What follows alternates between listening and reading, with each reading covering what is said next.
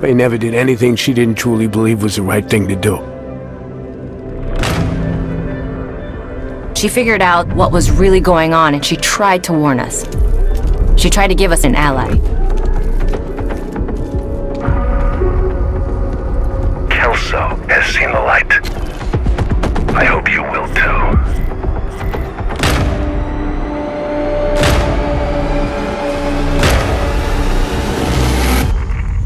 She tried to warn us. But we didn't get the message.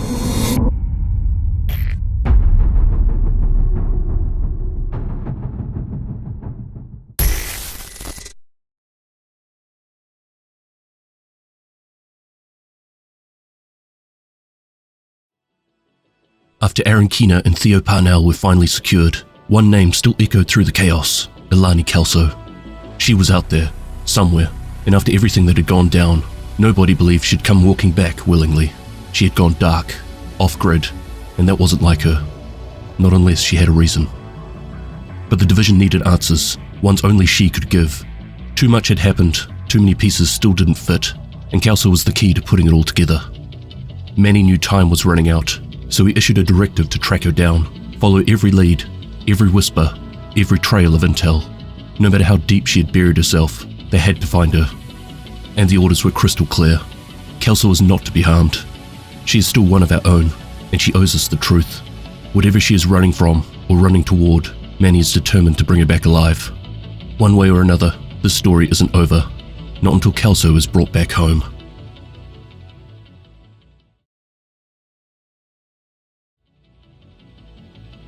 Agents would immediately start scouring the districts of DC. It was in East Mall that they would discover the first piece of intel. I met Faye. How did that go? Good. She's impressive. Impressive? I don't like lying to her. So don't. If I tell her the truth, she might walk. Which truth? That I wanted you to seduce her? That you grew up with Nat and Mac? Or that you're falling in love with her? Shut up, Keener. No relationship founded on lies survives. Just be honest. When did you get emotionally mature and insightful? Sometimes people see what they want to see. But watching the Morettis and Theo with Morali, you can't help but envy that connection and want that for yourself. Mac isn't the one that got away, Keener. You are. She doesn't deserve you. It's not about what you deserve. Sometimes it is about what you want, what you need. What can I say? She's my honeypot. Gross. Yeah, I miss sarcastic megalomaniac, Keener. Can we please go back to that? This communication takes place between Bridget Douglas and Keener, in which Bridget recounts her first meeting with Faye Lau. Bridget admits that she was hesitant to tell Faye the full truth, fearing that it might drive her away. Keener, however, urged her to be open, insisting that any relationship built on dishonesty is doomed to fail. The conversation eventually shifts, revealing Keener's own feelings of envy towards the deep connection he's seen others form, and his lingering infatuation with Mackenzie Merritt. In the Southwest District, agents would find another piece of intel. Does Schaefer know your division? He never asked, and I didn't think it was worth bringing up until it was a problem. Smart. I like smart women. Me too. You're not what she expected. Spoiled brat socialite? Straight. Secret member of the lesbian mafia since 1993. It wasn't really good for Daddy Douglas's business. I understand. I hate it, but I understand. What do you think about her? I think she's dangerous for you. She wouldn't betray us. I couldn't agree more. Just try not to sleep with her. That could blow our cover.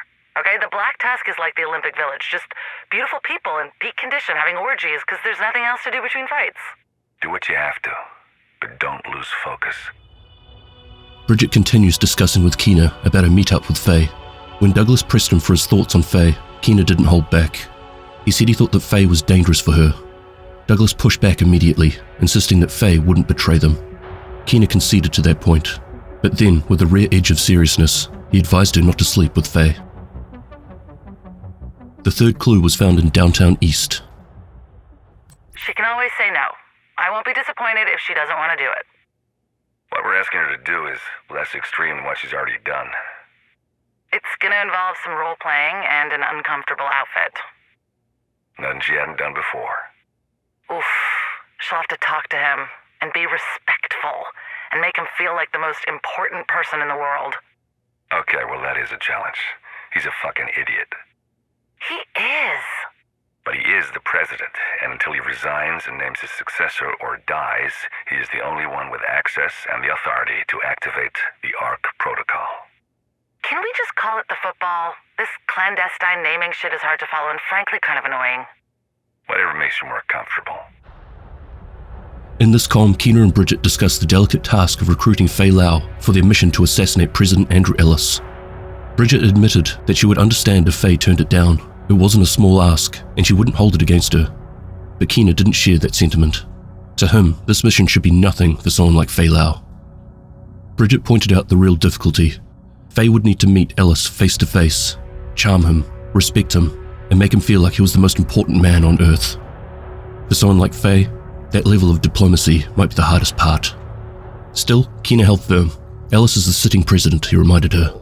Until he resigns, names a successor, or dies, he's the only one with access to the ARC protocol, the nuclear football. That was the real target. After fighting through a number of hostiles and completing a few objectives, agents would find the fourth piece of intel. We're set. You got the green light? Yes. Fei Lau actually agreed to kill the President of the United States? She agreed to play the politics, and, if necessary, kill Ellis. She refuses to call him POTUS. She'll go through Nat's test to join her new BTSU, test her skills as a leader, and to antagonize the shit out of Schaefer for Nat's pleasure. What's going on there? I thought he was her most loyal soldier. He got kicked from Ellis's security detail, so now she has to solve a problem he created. In Nat's mind, that makes you her sworn enemy. Good to know. Whatever you do not question her or break her systems. Efficiency at all costs. Acceptable loss is personnel. Her systems are infallible and cannot be questioned. You make her sound like a psychopath. Or a narcissist? Or undiagnosed autistic? Who the fuck knows? She just cannot accept that she got anything wrong. You spent your whole childhood with no one telling you no. It can turn you into a pretty privileged asshole as an adult. Give that adult unlimited resources and a private army, and well, here we are. In another exchange of intel between Keener and Bridget, she confirmed that Fei Lau had agreed to the mission involving President Andrew Ellis. But there was more. Fei was also preparing to face Natalia's trials, jumping through the hoops required to join the new BTSU. Part of that would include provoking Barton Schaefer, all for Natalia's amusement. Schaefer had always been loyal to Natalia, but something had changed. Bridget noted that he'd been pulled away from Ellis's security detail, a quiet but telling move. Bridget said flatly that Natalia does not tolerate those who question her. You do not have to do this. Yes, I do. We've come too far, and I'm not going to let all this be for nothing. They're going to kill you. Only if they find out. So don't tell them. I don't like using you as bait. You're the one who got me into this. We're gonna die, aren't we? And we're all going to die eventually. Might as well do it with a clean conscience. It's not fair. It's not the quantity of the time, it's the quality. So stop wasting time and enjoy what little we have left.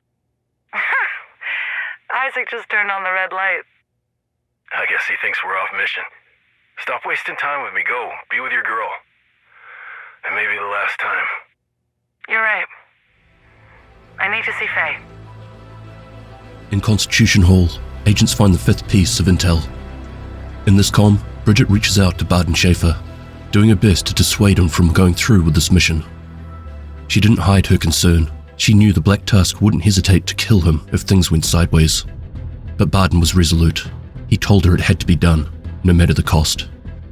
Bridget expresses frustration for how unfair this is, for her, for Barton, and certainly for Fei Lau. But she knows deep down, this was the only path left. Working through Judiciary Square, the sixth clue is found. Well, it worked. He loves Faye and asked her to join his security detail. My plan is working. It is. I can't believe it is working, but it's working. If she can get a moment alone with him, she can ask him to transfer the clearance to her. But if he doesn't do it, who's next in the line of succession? Secretary of Agriculture. We got eyes on him? Her, but yeah, she's working a Sarah installation in Arkansas.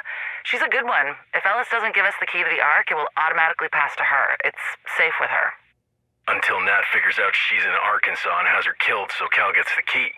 It's easier for her to pretend to be the hero if she's not indiscriminately murdering politicians to install her puppet. One suicide you can explain, but 17 untimely deaths? Yeah, that's a pattern you can't explain away. Bridget delivered an update to Keener and Barden. Fei Lau had successfully secured a spot on President Ellis's security detail. Keener allowed himself a moment of satisfaction. His plan was unfolding as intended, but the victory was tentative. The real question lingered. Would Ellis hand Lau the key to the Ark? If he didn't, and they moved forward with the assassination, the key would bypass the efforts entirely and fall into the hands of the Secretary of Agriculture, currently stationed at a Sarah base in Arkansas. Barden didn't mince words. It's still a gamble, he warned. Natalia could have her killed before it ever happens, and even if she doesn't, there's no shortage of things out there that could go wrong. If Lau failed, and the chain continued, the next in line for the Ark Protocol would be Kelvin McManus. He's your best friend? Yes? I don't get it. I don't know what there is to get. We're friends. Always have been, always will be. Vanguard. Aaron fucking Keener. Yeah. Did you ever hook up with him? Oh, God, no. Just... Oh, gross. No. We're just friends. That's... Oh, God, no. Just no. The seventh clue was located in the West End district. The comm that was intercepted involves Bridget and Barden. This was just a conversation around Bridget's relationship with Keener. Nothing more, just an awkward conversation to be fair. Back in Federal Triangle, the agents would find the eighth piece of intel. Theo is the best. Anna, what do you think of glasses? Glasses, also known as Theo Parnell, is the kindest, smartest, most handsome man who has ever lived. Did he program you to say that? Yes, but it's mostly true. Where's the lie? He is not the most handsome. Oh, really? Who is the most handsome? Vanguard. Ugh, did he program you to say that? Glasses? No, Vanguard. No, Vanguard does not know how to program me, but he does know how to make me feel good. Gross. She kinda sounds like you. Are you Anna? What? Of course not. Anna's Claire. Who's Claire? Claire Ortiz? Ortiz Robotics. She voiced Anna. Didn't you read the briefs I sent you? No, I've been a little busy. You should read the brief. Or you could just tell me what's in the brief. Theo didn't build Anna. He just set her free. Claire, she made her. If we ever want this to end, we need Claire. In this piece, we have Barden and Bridget talking about Anna and Theo Parnell. It seems Anna holds a surprising amount of respect for Theo. While he isn't her creator, his influence on her programming, and perhaps more importantly, his role in setting her loose into the world, hasn't gone unnoticed. She also speaks with a certain reverence for Vanguard, for Keener. A self-aware AI, impressed by a man whose talent for manipulation appears to work even on her. Somehow, Keener has earned her attention, and maybe even her trust. The final part about this comm is funny. Bridget is saying that it isn't her that voices Anna, and that it is in fact Claire. But breaking the immersion for a bit here, the actor who voices Bridget Douglas, Claire Ortiz, Anna, and many others are actually the same person. So I think this is more of the writer and actor making fun of this situation. Who do you think it is? Who knows? I'm mostly worried it's not just one person. Are you worried it's your dad? I mean, he knows her. It's possible, but who knows? There are too many possibilities. She ran in too many circles in D.C. Could be anyone. Someone from the college who did a summer internship at Sokolov Concern, one of Cal's hunters. For all I know, it could just be some actor she hired. That'd be pretty funny. The future of the free world depends on an actor. In Constitution Hall, the agents would discover the ninth piece of intel. Here, Barden and Bridget talk about one of Natalia's assets in DC, a mole within the White House. Bridget talks about the fact that it may be multiple people, possibly even her father, who resides within the base of operations. For the 10th clue, the agents are instructed to go to Constitution Hall. I'm not jealous. It's okay to be jealous. Fine, I'm jealous. Amanda and Lauren get to spend their days working together and making a difference and don't have to go on clandestine murder sprees. Are you happy now? Yes. Are you trying to get me all worked up? Yep. Damn it. What's wrong? Well, now I'm hungry. I want a fish taco. Following this comm, Kelso had the rest of the recording deleted, according to Anna. Apparently it was just an hour of Faye and Bridget eating fish tacos. I tried many times to come up with something appropriate to address this, but failed. So instead, I'll just say, live your best life, ladies. The 11th piece of intel has Keena and Bridget discussing more about the hunters. Did you recognize him? Not really. He looks kind of familiar. Maybe hunter training and fancy recruitment dinners. I think his name is David, or Joe, or Brian, or something. Dickie? Cal would recruit a hunter named Dickie? Oh, Dickie, you're so bad. Ugh. We had very different lives before this. Yeah, we did. You've always been the best wingwoman. Don't get sentimental now. You and Faye. It's funny. The bridge before this never would have looked at her twice.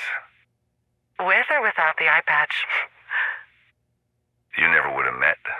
I like you with her. Is it wrong I'm grateful Amherst blew up the world? Probably. But you're trying to be sweet, so everything is wrong. Schaefer's in division custody. I don't know. In a coma. They're coming for you and Faye next. I know. I wish we had more time. Hey, quality. Not quantity. I have to go. Faye's waiting. Bridget admitted that she never knew Brian Johnson. Keena took a moment to reflect, noting how different their lives had been before everything unraveled into what it is now. And you would have never met Faye. There was a rare softness in his voice when he added, I kind of like that you two ended up together. But the moment didn't last. Reality had a way of creeping back in. Barden was in division custody, comatose, and it was only a matter of time before the agents came for Bridget and for Faye.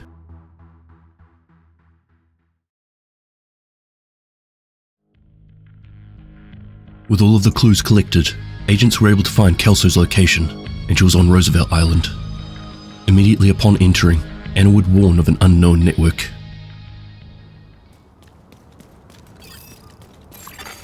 Unknown network detected. Several electronic devices connected to the unknown network detected on the island. Agent, find those devices.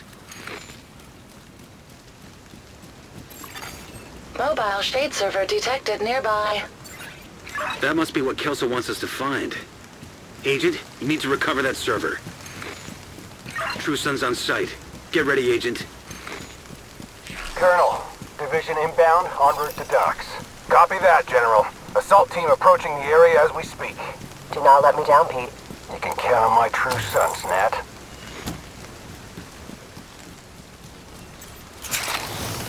General, eyes on the hostile. Good, Colonel. Secure the island and then recover the server. Shit. They're after the server, too. Agents pushed through and are met by a large contingent of True Sons. General, the division's moving further into the island, deploying helos. I trust you to do what's necessary, Colonel. General, I won't let you down. Looks like the True Sons have you surrounded.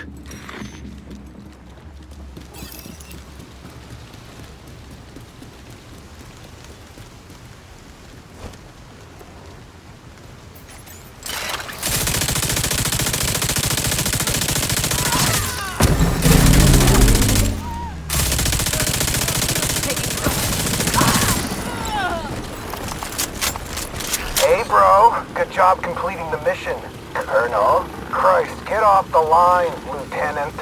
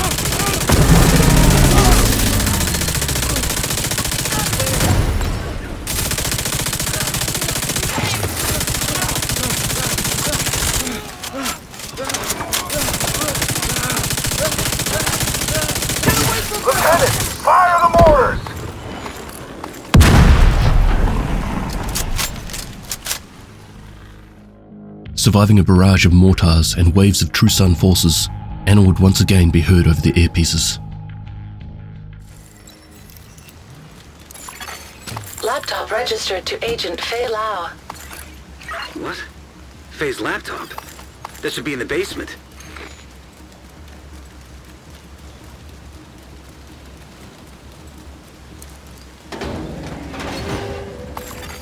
Corrupted echo detected nearby.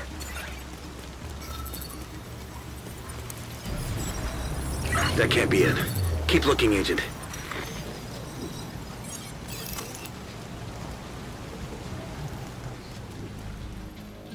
While the Echo is missing some key intel, Manny insists they keep pushing forward in hopes to gather more information. Their next objective was to secure the graveyard, where they would meet face to face with Colonel Bill Gadwall. Sit right, Colonel. I'll see to it personally they won't proceed past this point, sir. God damn it, that's what I like to hear. Thank you, sir. Give him hell, bro. Ducky, get off the comms.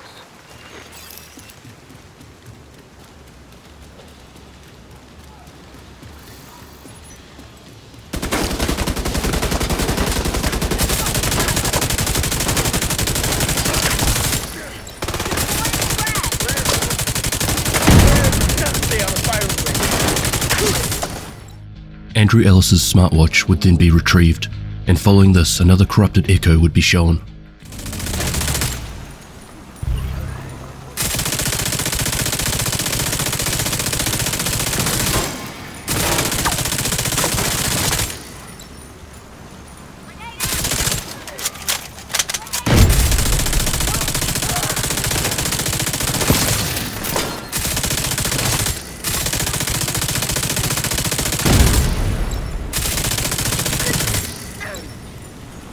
Lot of men at your disposal, General. And my impression so far? Mostly disposable. We're not finished yet. We will recover your server. Sir, my brother? I'm afraid the Colonel was killed in action. You're in charge. Can I depend on you, son? Yes. I'll finish what my brother started. POTUS watch registered to Andrew Ellis.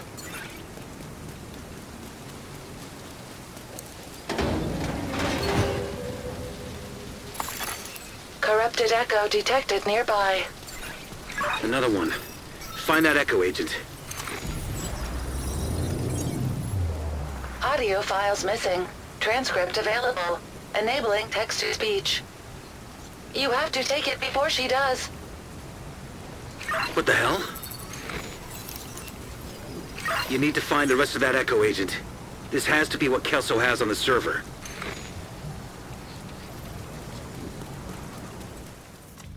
This one would at least provide a little audio that Anna was able to transcribe. Two figures, looking like Faye and Ellis, where presumably Ellis is saying, "You need to take it before she does." Launch the mortars! Lieutenant, what the hell do you think you're doing? Sir, we need to end this now. The mortars will endanger our troops. Lieutenant, stand down! Lieutenant! Damn it. Agent, you've got to move.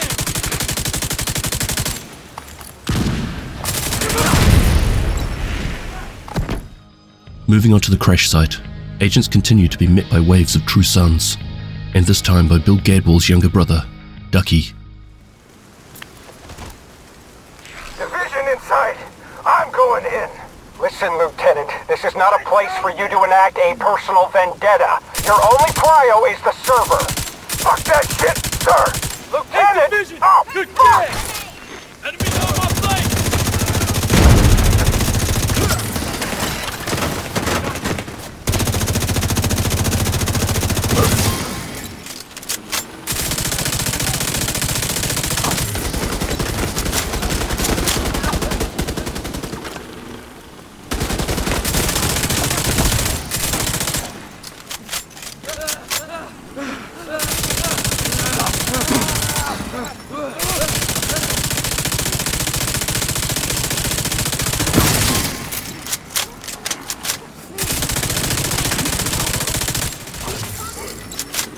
That's enough. We're done here. Disappointing, General. Very disappointing. I'm sorry, Nat. Mobile shade server detected nearby.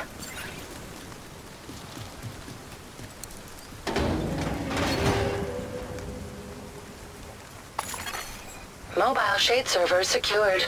Reconstructing Echo. Agent, activate the Echo.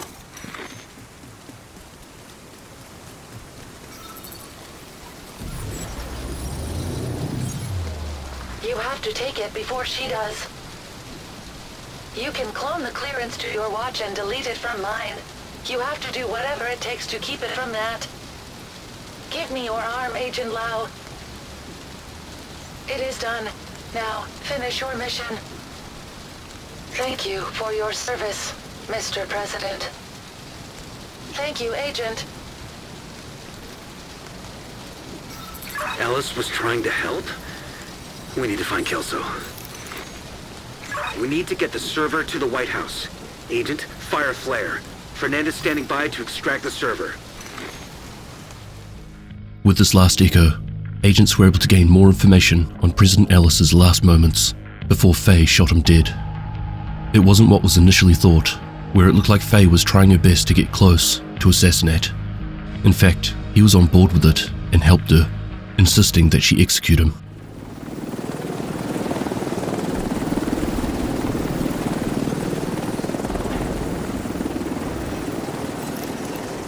Good work securing the server, Agent. We need you to... What the hell?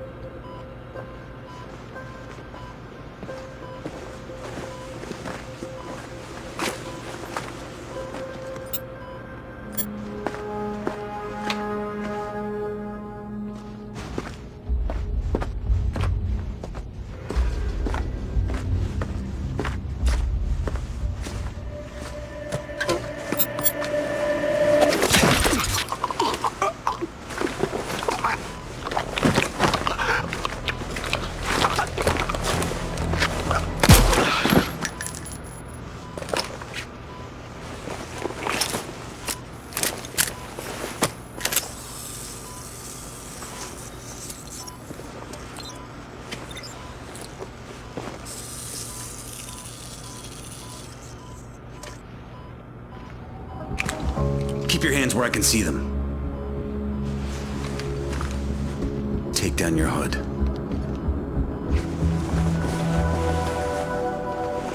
Kelso? What? What have you done? Oh, fuck. That hurt. Schaefer? Where's Faye? I need to talk to Faye. I'm sorry. You can't. It's not safe. She knows. Not knows. I need to help Faye before it's too late. How long was I out? 2 months.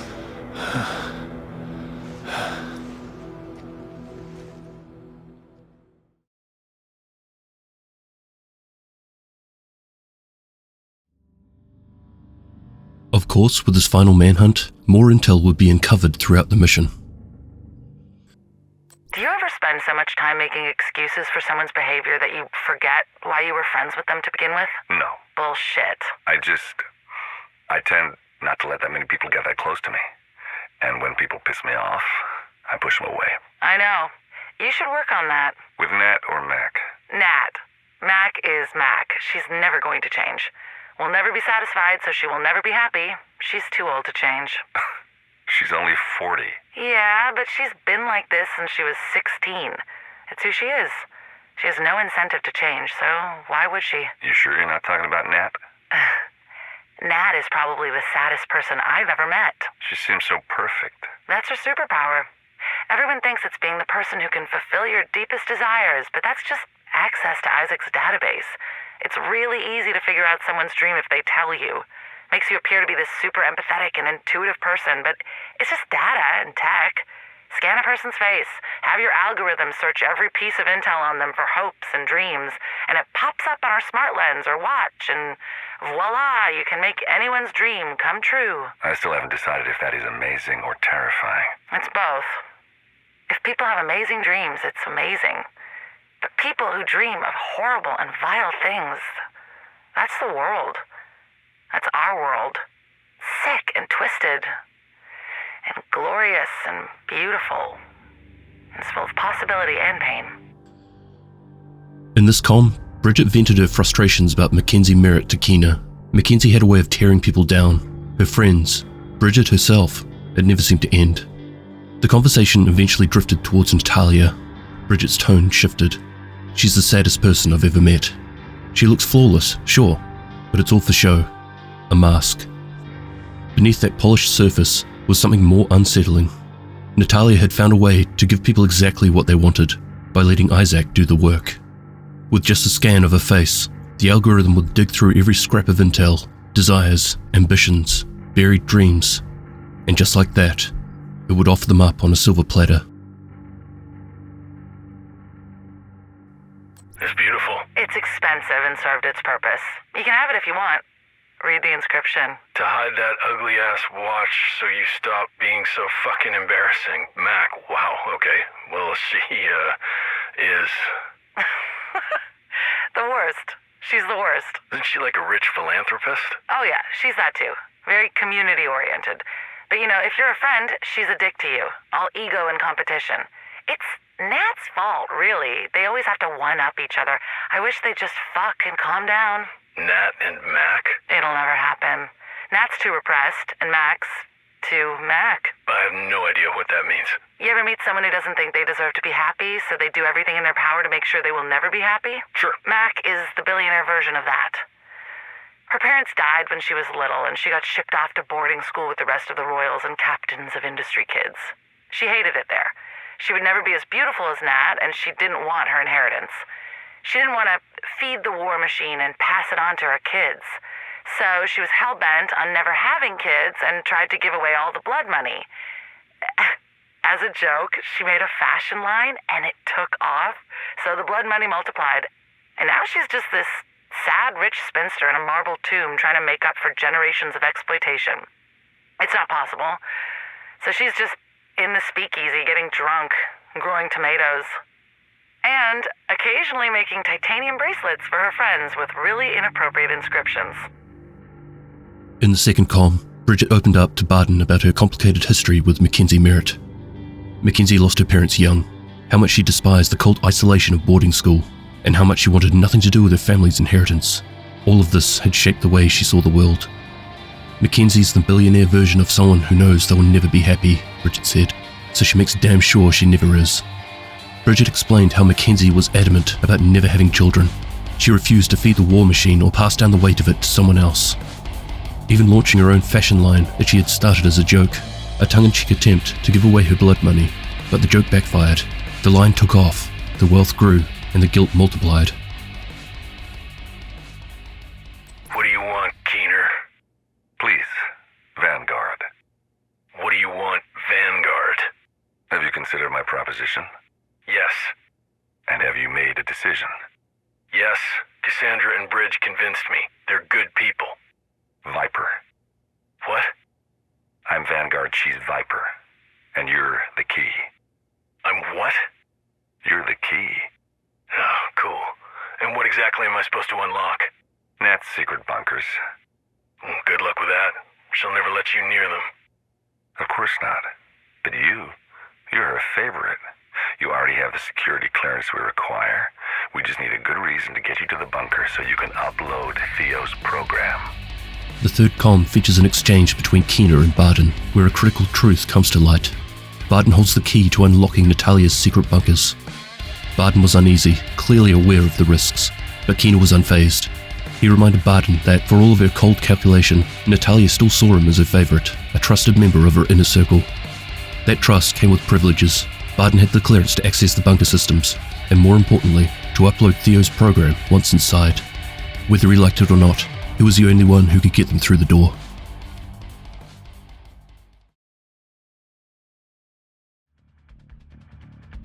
To sum up the final mission, agents followed clues that led them to Roosevelt Island.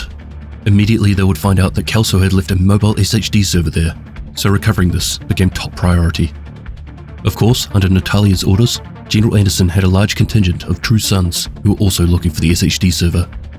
Fighting through, they would eventually stumble across Fei Lau's laptop again. Accessing this opened up some corrupted echoes that Anna would be able to reconstruct over time. It showed that Alice was actually working with Fei. He desperately didn't want Natalia to have access to the Ark, so he cloned his watch onto Fei's watch and deleted his own. After this, he had Fei execute him.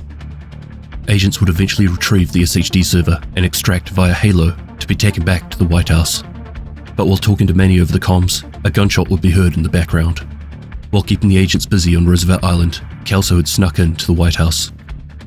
Turning off the machine monitoring Barden Schaefer brought Dr. Summers into the room, where Kelso would immediately kill him. She would then pump a syringe of flumenazole, which is a weirdly written way of the actual drug flumazenil, presumably so they don't get in trouble for using a registered trademark. Anyway, this is typically used to counter benzodiazepine overdose and the post-operative sedation from benzodiazepine anesthetics, basically telling us that this doctor has been purposely keeping Barden in a coma. Previous comms, some even several seasons ago, we know that Natalia has had an asset in the White House, and given that Dr. Summers has purposely been keeping Barden in a coma for the last 2 months, of in-game time of course, it's clear that he was the mole. Of course, after hearing the gunshot, Manny comes in and finds Kelso, but at the same time, Barden is starting to wake up. He's currently now being questioned in Manny's office. Firstly, I'm loving Kelso's new character art. It's so dark and badass, to be honest. But I feel like this addition to the story was fairly straightforward. Kelso found out who the asset was and what they were doing with Barden, so she distracted the agents with something important like a mobile SHD server so that she could sneak in and remove the asset. Although it is kind of weird that only Manny showed up after a gun was fired in the middle of the night, right inside the White House, but I guess that kind of sums up the JTF for you. I do have one question. Why did Natalia not just have Barden eliminated? Why bother keeping him in a coma? However, I think I may have just answered this in my head while writing this. Barden is the key. We've been talking about this for a while, including the fact that through the biometric scanners, he is able to unlock Natalia's bunkers. But surely Natalia can just open these bunkers herself. Maybe 2 people are required to unlock these particular bunkers. Or maybe they're in locations too dangerous for Natalia to visit. Claire Ortiz made these biometric locks, and she wasn't exactly Natalia's biggest fan. Perhaps she included a failsafe that includes Barden in some way. Regardless, it's clear that Natalia needs him alive, so that kind of works in her favor. I'm not the biggest fan of Ellis suddenly turning out to be good because he's such a weasel, for lack of a better word. He was given an opportunity to grab power, and he ran with it. But, I mean, there's still no surprises here. If we remember a while back, he had some memoirs where he talks about how he instantly regretted his decision to join up with the Black Tusk. And while he was thinking purely about himself, he wasn't thinking about the bigger picture. So while in custody, he made the decision to offer his life to right the wrongdoings and the part that he played in Natalia's plans. Anyway, I think that's probably enough from me. This has probably turned into quite a long video by now, but that's on me for being too distracted and lazy for the last month or so. So I had a lot to catch up on. How do you feel about my summary of the season? Anything you think I missed? What were your thoughts around Barden being left alive? And should I have included more ducks? There seemed to be a big theme there for the final mission that I've completely skipped over. Thank you very much for watching. I hope everyone is looking forward to the DLC, and I'll catch you in the next one. Extremis Malus, Extrema Remedia.